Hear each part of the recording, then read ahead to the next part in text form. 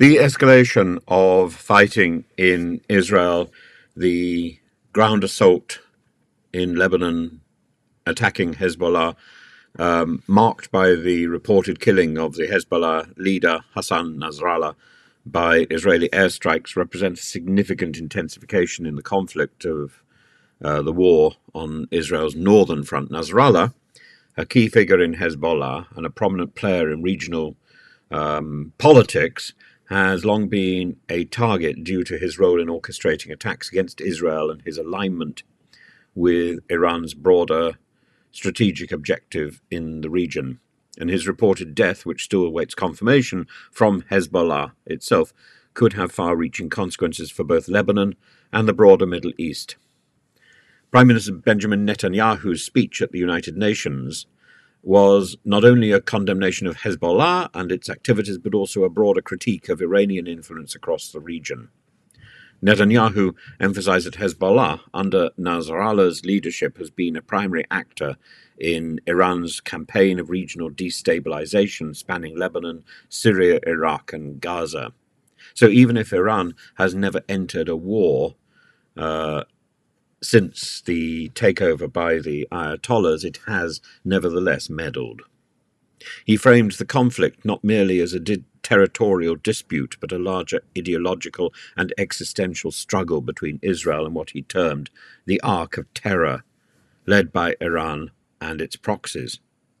Netanyahu's speech highlighted Israel's commitment to dismantling Hezbollah's military capabilities, which he described as a direct threat to Israel's security and sovereignty. And he underscored the importance of preventing Hezbollah from using Lebanese territory as a base for launching attacks against Israeli citizens, and emphasized that Israel would continue its military operations until it had sufficiently degraded Hezbollah's capacity to wage war. And those who stood in Netanyahu's way were shadowy enablers of Hezbollah and of Hamas. The implications of Nasrallah's reported death could be profound for Hezbollah. The loss of its leader represents a significant blow, potentially leading to a power vacuum and internal instability within the organization. It could also provoke a sharp escalation in hostility, as Hezbollah may feel compelled to retaliate to demonstrate its continued strength and resolve. For Israel, while Nasrallah's death could be seen as a tactical victory, a major victory, it also raises the stakes in a volatile and already tense region. Netanyahu's speech, particularly his insistence that Hamas has to go and that Israel would not rest until its enemies are defeated, sets a clear and unyielding tone for Israel's current military strategy. And by targeting both Hezbollah and Hamas in a bid to dismantle these organizations' military infrastructure, Netanyahu positions Israel as being a state in protracted conflict, with no room for negotiation with these groups unless they renounce violence. It doesn't push Netanyahu into the niche of righteous leader. Netanyahu comes across as a thug, and his behavior comes across as something deeply questionable in global activity.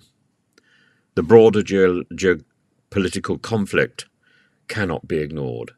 Nasrallah's death, if confirmed, puts a strain on Lebanon's already fragile political and social fabric, and could draw in regional powers directly, like Iran, who have historically supported Hezbollah both financially, morally, militarily. This could also impact the ongoing normalization talks between Israel and Saudi Arabia, as the latter navigates its relationship with both Israel and the broader Arab and Muslim world, which views Hezbollah and Iran with varying degrees of suspicion and hostility.